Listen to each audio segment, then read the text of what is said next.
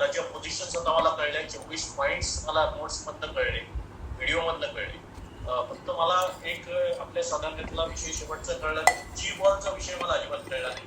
कारण मी त्या नोट्स मध्ये काही त्याच्याबद्दल नाहीये आणि यायच्यामध्ये मी व्हिडिओ बघायचा प्रयत्न केला, पण म्हटलं आधी घाई करूया नको, तुमच्याकडनं जे समजेल त्याच्या पुढे मग जाऊ. म्हणून एक थोडा मी त्याच्यासाठी थांबलोय. जी बॉलचा जरा विषय थोडा एक्सप्लेन का तो सेकंड लेवल मध्ये येतो हे जरा थोडं मला चीबॉल विषयी हाच प्रश्न यांचा पण होता. चीबॉलचा हाच प्रश्न कल्पनाताईंचा पण परवा होता की ताई चीबॉल म्हणजे काय नक्की आम्हाला सांगा. चीबॉल म्हणजे ची म्हणजे हीच वैश्विक शक्ती, तर त्याला चीबॉल असं सांगण्यात येतं. आपल्यामधलीच एक रेकी मास्टर जी सिंगापूरला होती, आता ती आली आहे पुण्यामध्येच राहायला, मास्टर सुचेता, तिने ही कन्सेप्ट इंट्रोड्यूस केली होती की ताई रेकीचा बॉल करून ठेवायचा होता. तर मी म्हटलं असा रेकीचा बॉल तयार करता येतो का, कारण वासंतीताईंकडे आम्ही शिकलो होतो तेव्हा होता विश बॉक्स. आपल्याला जे पाहिजे ते आपण मिळवू शकतो जेव्हा आपण विश बॉक्स करतो. तर तसा हा चीबॉल आहे. तर चीबॉल म्हणजे काय, वैश्विक शक्तीचा एक बॉल.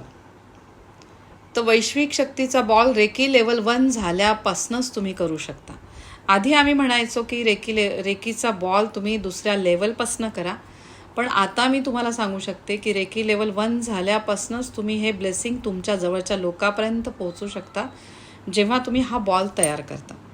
आता हा बॉल तयार कसा करायचा, तर आपण वैश्विक शक्तीला आवाहन करतो, सगळ्या रेकी गुरूंचे आपण आभार मानतो, आध्यात्मिक गुरूंचे आभार मानतो, म्हणजे जशी आपली रेकीची प्रार्थना आपण म्हणतो, जी मी 24 पॉईंटच्या व्हिडिओमध्ये तुम्हाला सांगितलेली आहे, तशी छान प्रार्थना करायची. काही नाही तर सगळ्यात सोपी प्रार्थना करायची की सगळ्या गुरूंचे मी खूप आभार मानते, आध्यात्मिक गुरूंना आवाहन करते आणि या वैश्विक शक्तीला मी आवाहन करते की माझ्या सहस्त्रहार चक्रातनं आतमध्ये येऊन माझ्या दोन्ही हातांद्वारे भरपूर ऊर्जा माझ्या जवळच्या लोकांना मिळू दे.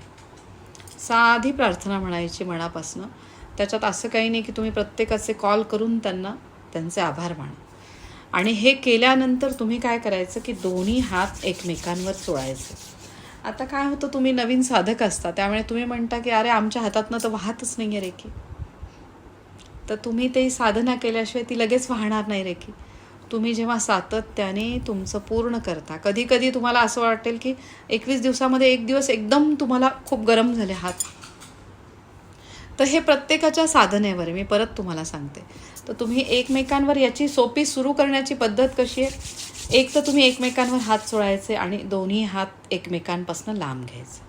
तुम्ही आत्ताही करून बघू शकता. एकमेकांवर हात चोळायचे, रेकीच्या शक्तीचे तिचे आभार मानायचे, तिला नमस्कार करायचा त्या शक्तीला, आणि मग हात चोळून मग लांब घ्या की इमिजिएट फ्लो तुमच्या हातामध्ये तुम्हाला जाणवेल की इथनं काहीतरी प्रवाह वाहतोय. आणि याचा अजून एक दुसरा उपाय म्हणजे असा डावा हात ठेवायचा, उजव्या हाताने तुम्ही गोल फिरवायचा याच्यावर हात. बघा, डावा हात तुम्ही ठेवला आणि इथे गोल, आणि तुम्ही आज्ञाचक्र डोळे बंद करून तुम्ही हे करायचं, कल्पना की तुमच्या तळहाताच्या मध्यभागी शिवलिंग आहे आणि शिवलिंगाच्या वर्ण तुमचा असा हात सुरू आहे की तुम्हाला इमिजिएट फ्लो तुमचा इतका जाणवेल. आता ही पद्धत शोधून काढली आहे ती आपल्यामधले जोशी सर, जे औरंगाबादला असतात, योगाचे सर आहेत आपले, बाळासाहेब जोशी. त्यांनी सांगितलं की ताई याच्याने पण अजून म्हणे शिवशक्ती आहे, तर तुम्हाला लगेच व्हायब्रेशन्स जाणवतात. तुम्ही बघा, कमी अधिक प्रमाणात लगेचच जे मास्टर आहेत, तुम्हाला ऋषिकेश लगेच जाणवलं असेल की इतका इमिजिएट इथनं फ्लो सुरू होतो रेकीचा. तुम्हाला थोडासा वेळ लागेल, थोडा दाब जाणवतो. हां, असं करताना थोडं तिथे काहीतरी प्रेशर जाणवतं. येस, शिवलिंगाला पूर्ण कंटिन्यू आज्ञाचक्रामधनं कल्पना करा, इथे शिवलिंग आहे. येत नाही, पहिलं असं दाबा मध्ये थोडं, दोन्ही हातानं 1 2, हे स्विच ऑन आहे, स्विच ऑन केलं. आणि आता बघा,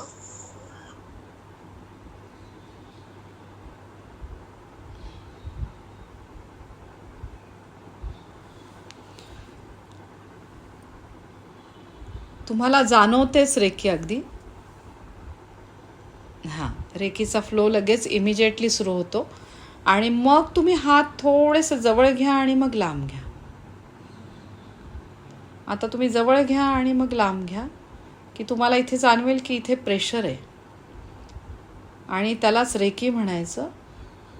आणि जसा जसा तुम्ही हात जवळ घ्याल लांब घ्याल तिथे तुम्हाला इथे प्रेशर जाणवतं आणि मग तुम्ही करायचं आहे त्याचं बॉल. म्हणजे त्या प्रेशरचा तुम्ही बॉल करताय. बघा तो बॉलच तुम्ही छोटा आहे आणि आता हे कल्पना करा की तो बॉल मोठा मोठा होत चालला आहे आणि एक ठराविक अंतरानंतर असं तुम्हाला जाणवेल की अरे हां एवढा हा बॉल बरोबर आहे. असं म्हणतात की आपलं जसं आपली हे भौतिक शरीर आहे त्याच्याप्रमाणे तो बॉल तयार करायचा. म्हणजे हा झाला वैश्विक शक्तीचा बॉल. आणि ह्या बॉलला तुम्ही मग कल्पना करायची. प्रत्येक चक्राचा रंग आहे त्या रंगाप्रमाणे त्याला इमॅजिन करायचं. आता प्रत्येक दिवस आणि प्रत्येक दिवसाचा एक रंग. जसं आज आहे रविवार, मग रविवार आहे तुमचं आज्ञाचक्र. मग आज्ञाचक्राचा रंग आहे गर्दनिळा. मग पूर्ण गर्दनिळ्या प्रकाशामध्ये या चीबॉलला बघायचं. आता तुमचा हा बॉल तयार झालेला आहे. पूर्ण गर्दनिळा प्रकाश असा तुमच्या आज्ञाचक्रातनं बघायचा आहे आणि मग त्याच्यावर तुम्ही काढायचे ओम तुमच्या कल्पनेमधनं. मग ओम काढा. मग आजचं बीजाक्षर पण ओमच आहे. ओम काढल्यानंतर तुम्ही जसं रेकी लेवल 1 झालं आहे तर ओमपर्यंतच तुम्ही काढू शकता.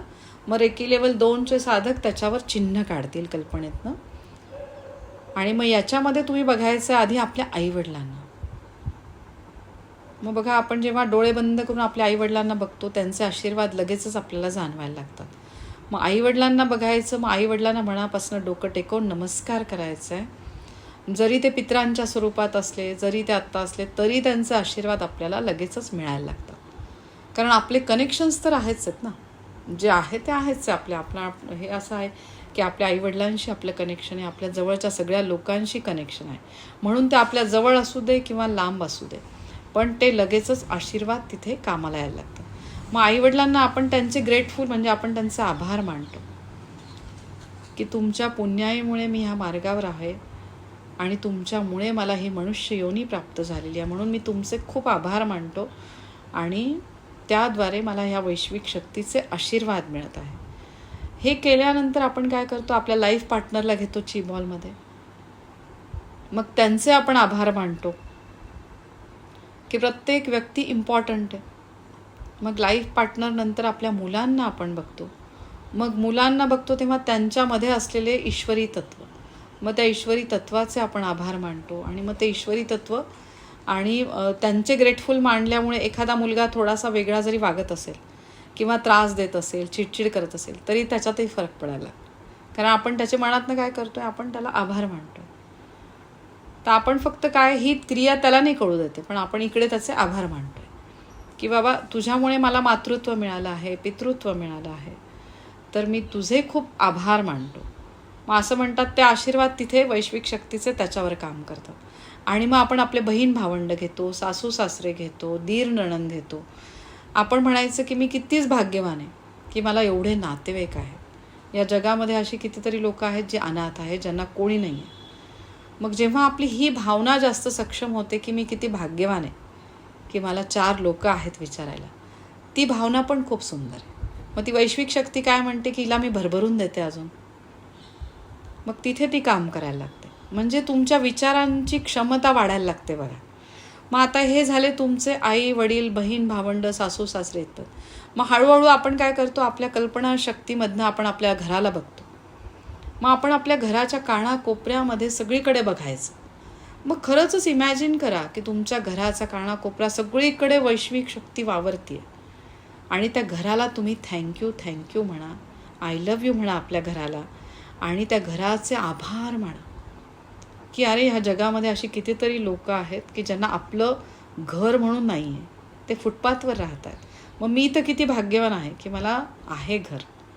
मग असं त्या घराचे तुम्ही आभार मानायचे आणि मग घराचं झाल्यानंतर तुम्ही काय करता की त्या घरामध्ये तुम्ही हे करता की इथे अन्नपूर्णा देवीचा वास आहे सरस्वती देवींचा वास आहे विष्णूंचा वास आहे. आणि मग वास्तू म्हणते तथास्तू. आपण हे तर मान्य करतो की आपण घरामध्ये ज्याप्रमाणे बोलू त्याप्रमाणे तशा लहरी घरामध्ये तयार होतात. मग तुम्ही म्हणाल की अरे छान माझ्या घरामध्ये छान झाडं आहेत माझ्या घरात खेळीमेळीचं वातावरण की ते वातावरण नसलं तरी खेळीमेळीचं हळूहळू व्हायला लागतं. किती काही का होत नाही तुमच्या घरामध्ये छोट्याशा एखाद्या गोष्टीहून वाद झाला असेल ते म्हणाल नाही नाही हा क्षुल्लक आहे वाद. तुम्ही बघा ना, तुमच्या बघण्याचाच दृष्टिकोनच बदलून जातो. तुम्ही म्हटला एक छोटी गोष्ट शेअर करतो. एक याच्यात कसा बदल होतो आपल्या याच्यामध्ये 2-3 दिवस झाले, पण एक छोटा बदल कसा घडतो ते मला जाणवलं. माझा एक मी फ्लॅट सेल आउट केला होता आणि काल दसऱ्याचा दिवस होता म्हणून मी विचार केला त्यांनी ओनरनी काही पैसे देण्याऐवजी म्हणतो अग्रीमेंट पूर्ण व्हायचे, पण म्हटलं दसऱ्याच्या दिवशी त्याला चांगल्या दिवशी त्याला चावी त्याची भरभराट होते असं म्हणून मी काल त्याच्याकडे गेलो होतो. त्याला म्हटलं तुला चावी देतो, पण मी 2 मिनिटं फ्लॅटवर जाऊन येतो. आणि फ्लॅटमध्ये गेल्यानंतर मी सगळ्या खोल्या बंद फिरलो आणि नमस्कार करत फ्लॅटला की माझी जशी भरभराट केली तशी या मालकाची पूजा येणार आहे आणि मला जसं दिसून तसं त्यालाही दे असंही प्रत्येक खोलीमध्ये मी ग्रॅटिट्यूड व्यक्त केलं. मग त्याला ती चावी दिली त्याच्यामध्ये आणि माझं मलाच काय ना की मी असं कसं केलं स्वतःहून. आणि हा बदल मला नक्कीच जाणवला. म्हणजे मला पूर्वीपासून असं वाटायचं की चांगलं होती भावना असेल, पण फ्लॅटमध्ये जाऊन असं करावं, प्रत्येक खोलीत असं म्हणावं किंवा मला छान मला सुख दिलं सेपरेट वास्तुदेवतेला नमस्कार केला आणि त्याला चावी दिली. खूप मला नंतर बरं वाटलं की आपण काहीतरी चांगली गोष्ट चांगल्या दिवशी आपण स्वतःहून त्याला पुढाकार घेऊन त्याला चावी दिली. तो राहायला काही लगेच जाणार होता, पण आज दसऱ्याचा दिवस आहे, आनंदाचा दिवस होते मला दसऱ्याला ही एक नकळतपणे ह्याच्या आल्यानंतर घडलेली गोष्ट आहे.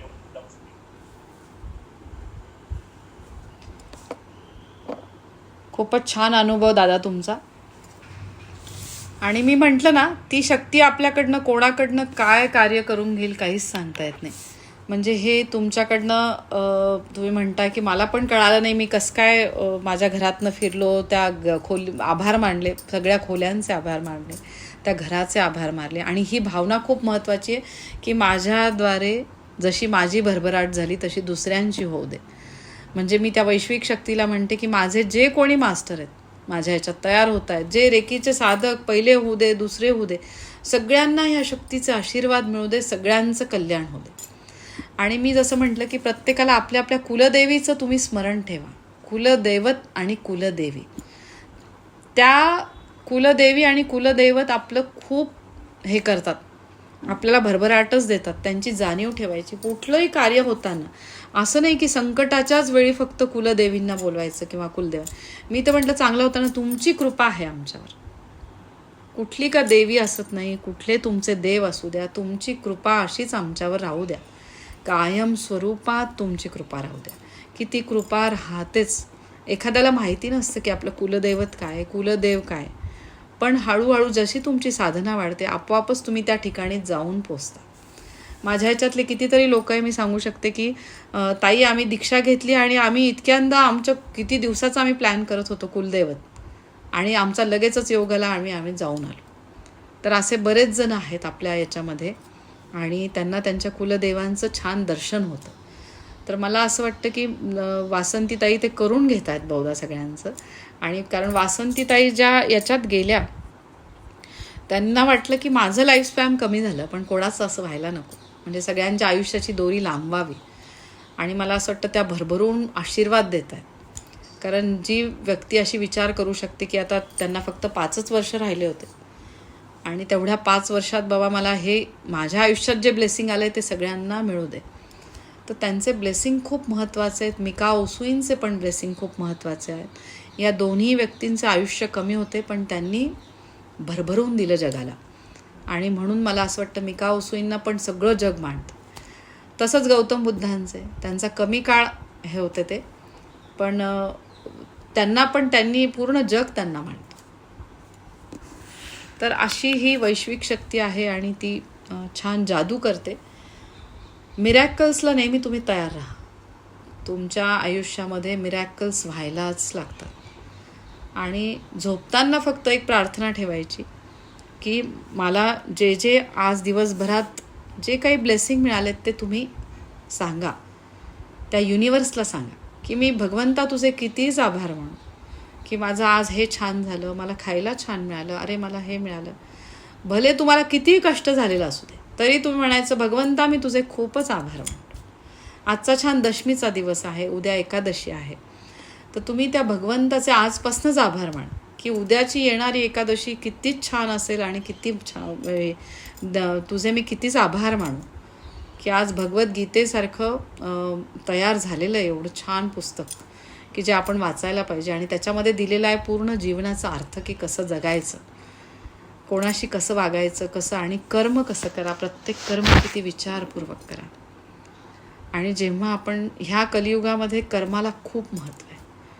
तुम्ही जेवढं कर्म विचारपूर्वक दुसऱ्यांसाठी कराल तेवढे भरभरून दुप्पट तिप्पट याच्याने तुमच्याकडे ब्लेसिंग यायला लागतं. तर म्हणून सतत हा विचार करायचा की माझ्याद्वारे मी कोणाचं अजून भलं करू शकतो.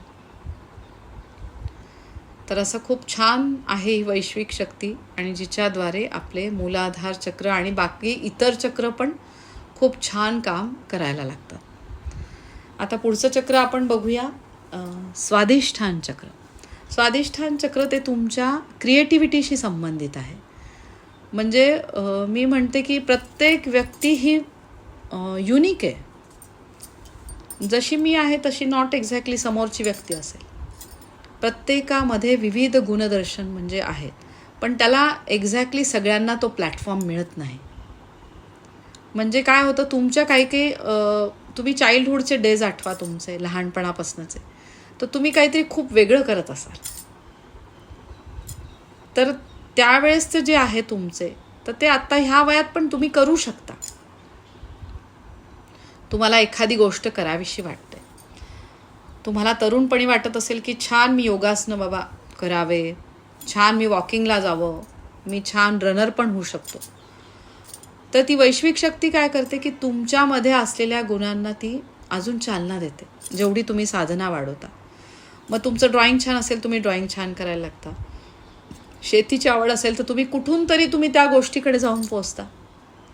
मग नाही तर तुम्हाला बागकाम करावं असं वाटेल, कारण ते मूलाधार चक्राशी संबंधित आहे. आपोआपच मातीला हात लागतात आपले. मग मातीला हात लागतात म्हणजे त्या याच्याने तुमचं मूलाधार चक्र मस्त काम करायला लागतं. तर म्हणून आवर्जून मी म्हणजे असं म्हणत नाही, पण मला असं वाटतं की खरंच अजून खूप झाडं लावावी माझ्या इकडे टेरेसमध्ये इकडे.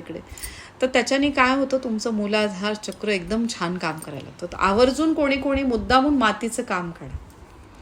आता खेड्यातली लोक काय असतं, त्यांचं मातीचं तिथेच घर असतं आणि तिथेच ते काम. त्यामुळे खेड्यातल्या लोकांची अशी कधी दोलायमान स्थिती होत नाही. त्यांचे निर्णय सक्षम असतात. सकाळी चटणी भाकर खायची, दुपारी काय, आणि रात्री 8ला ते झोपून पण गेलेले असतात. आपलं काय होतं, 12 वाजले तरी आपण जागे असतो, कारण मूलाधार चक्र सक्षम नसतं आपलं. तर ते मूलाधार चक्र आपल्याला खूप जर विचार यायला लागले तर आवर्जून 2-3 कुंड्या आणा. त्या कुंड्यांमध्ये छान झाडं लावा. अगदी मी सगळ्यांना सांगते.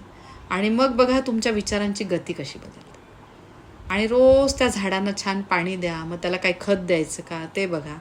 आणि बघा तुमचं मूलाधार चक्र इतकं छान काम करायला लागतं की आपल्याला आपल्यामध्येच आपण रमायला लागतो खूप. म्हणजे हे खूप विशेष आहे की तुम्ही तुमच्या स्वतःमध्ये रमवून जाणे.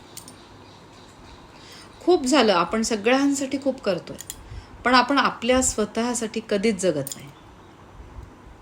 आपण काय करतो की घरातला मेन ब्रेड अर्नर, म्हणजे जसं ऋषिकेश झाले, संदीपदा तुम्ही झाले, मी माझी फॅमिली, त्यांच्यासाठी मला कष्ट करणं गरजेचं आहे.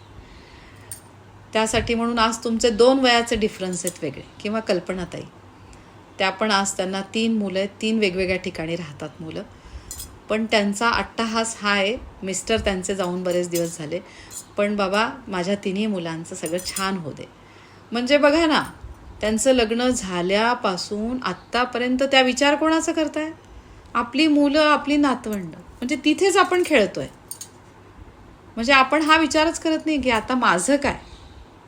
मी सगळं केलंय, मी घरामध्ये पैसे कमवून आणलेत, सगळे आले, मुलं छान झाले, इंडिपेंडंट झाले, पण आता पुढे काय. पुढे आता तुमची जी ही पवित्र मनुष्य योनी आहे तिचं काम तुम्ही वाढवा.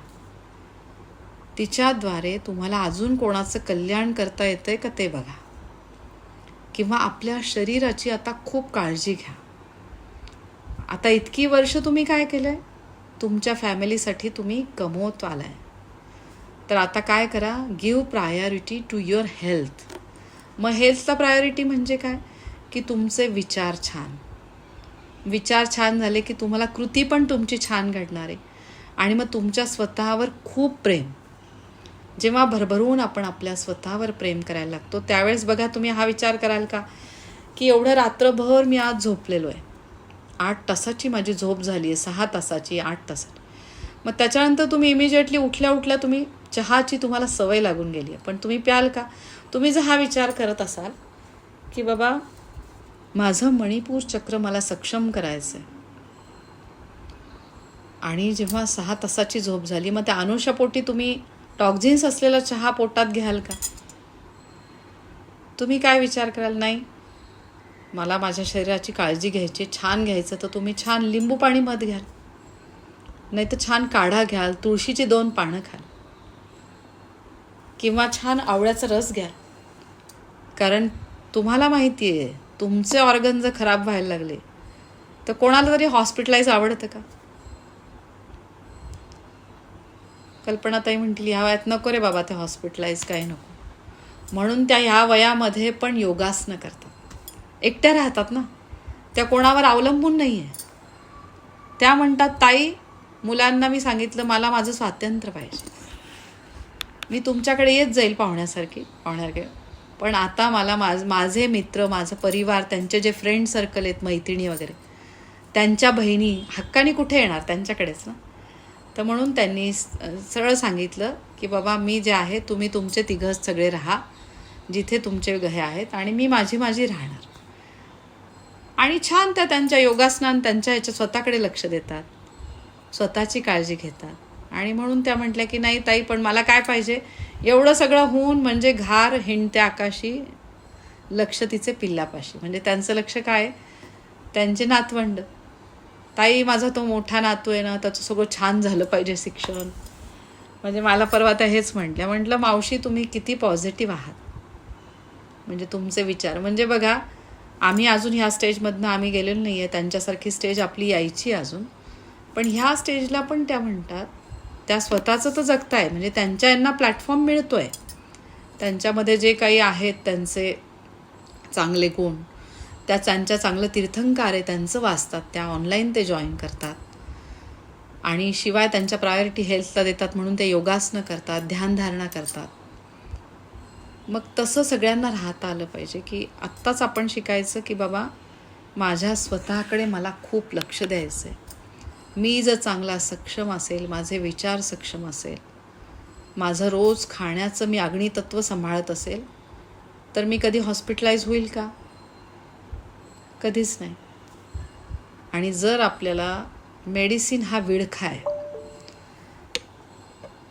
या मेडिसिनच्या विळख्यातनं जर आपल्याला सुटायचं असेल, असं ठरवायचं की मी एक खेड्यामध्ये राहतो लांब, काहीच औषधं नाही आहे माझ्या आजूबाजूला वगैरे काहीच.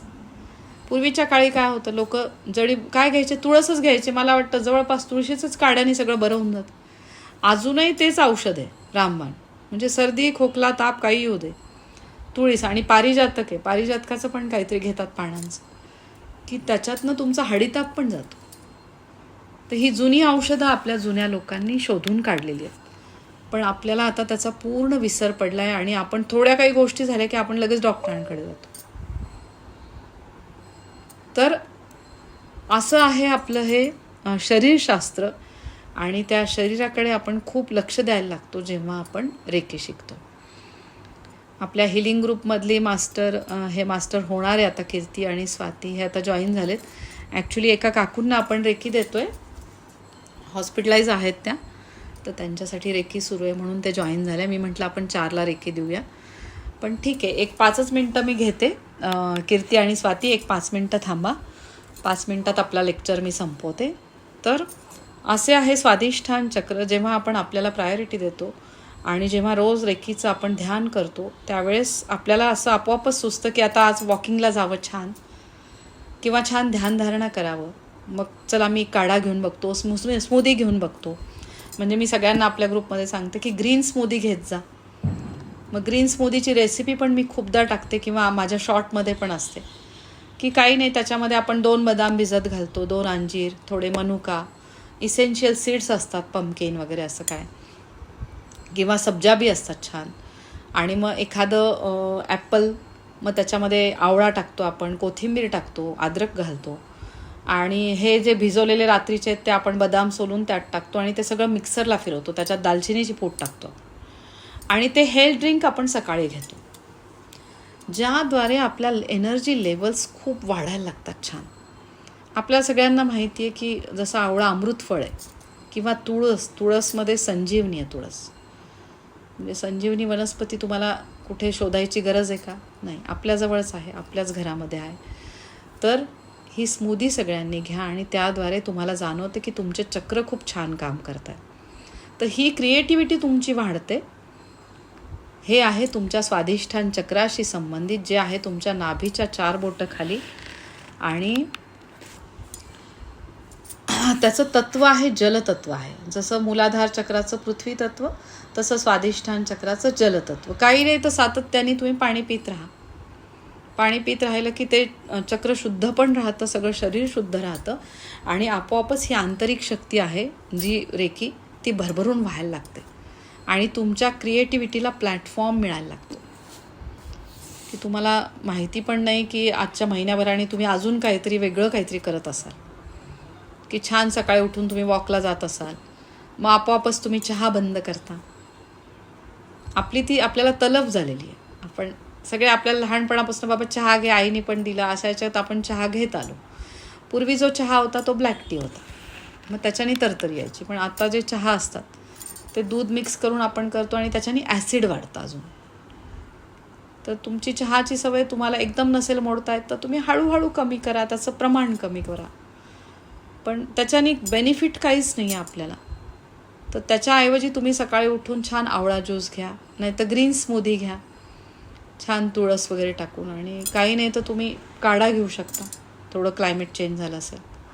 मला वाटतं काढ्यासारखं तर औषधच नाही आहे. म्हणजे ओवा वगैरे सगळं टाकून, लवंग वगैरे टाकून आपण जो काढा घेतो ते रामदेव बाबा नको का कोणीच नको, आपलंच घरात आपण छान तो काढा घेऊन आपले बरेचसे व्याधी आपल्या पळून जातात. इतका छान आपला काढा आहे. तर हे आहे स्वाधिष्ठान चक्र आणि त्याच्यामध्ये जागृती मिळते आपल्याला जेव्हा आपण ध्यानधारणा सातत्याने करतो रेखेची. तर याच्यामध्ये आता काही डाऊट आहे का कोणाला? ताई किंवा संदीप दादा तुम्हाला काही विचार नाही ना? तर आज आपण आता 2च चक्रापर्यंत आपलं झालं आहे. याचा रंग आहे इथला केशरी रंग. जेव्हा आपल्याला असं वाटतं की आपली क्रिएटिव्हिटी कुठेतरी स्टॉप होतीये तर त्यावेळेस केशरी रंगाच्या भाज्या वाढवायच्या, लाल भोपळा, मग त्याच्यामध्ये फळं तुम्ही ॲड करू शकता, पपई वगैरे. तर अशा प्रकारचे पदार्थ वाढवायचे केशरी रंगाचे की तिथला तो रंग केशरी आहे म्हणून. आणि जलतत्व म्हणजे पाणी भरपूर प्यायचं. मग पाण्याच्या स्वरूपात तुम्ही वेगळे काढे घेऊ शकता किंवा काही नाही तर नुसतं प्लेन वॉटर पित राहा किंवा सरबत घेऊ शकता तुम्ही छान स्वतःसाठी करून ठेवलं आणि थोड्या वेळाने जरी छान लिंबाचं सरबत घेतलं तरी ते खूप छान आहे. तर जलतत्व म्हणजे त्याचा संबंध आहे चंद्रतत्व म्हणजे चंद्रनाडी.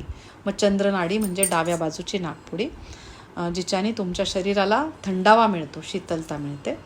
आणि चंद्रग्रहाशी पण तिचा संबंध आहे. जेव्हा पौर्णिमा असते त्यावेळेस समुद्रामध्ये खूप लाटा येतात आणि त्या जलतत्वाचा संबंध आहे आपल्या स्वाधिष्ठान चक्राशी. म्हणजे बायकांचा आपण म्हणू शकतो की पूर्ण रिप्रोडक्टिव्ह सिस्टीम त्याच्याशी. तर म्हणून आपल्यातलं जलतत्व नेहमी सक्षम ठेवायचं बायकांनी आणि पाणी भरपूर पित राहायचं, पुरुषांनी पण आणि बायकांनी पण. आणि चंद्रग्रहाचे खूप आभार मानायचे तिथे जर काही आपल्याला त्रास झाला तर, जसा किडनी स्टोनचा त्रास असतो तर त्यावेळेस जलतत्वाचे आभार मानायचे की मी तुझी खूप आभारी आहे, खूप आभारी. म्हणून पाणी पित राहा. Always precaution is better than cure.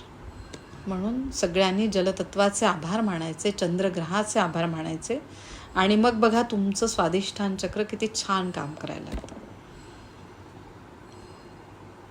असं आहे. आत्ता फक्त आपण 2च चक्रांचा अभ्यास घेतला आहे. पहिलं मूलाधार. हो, विचारा ना.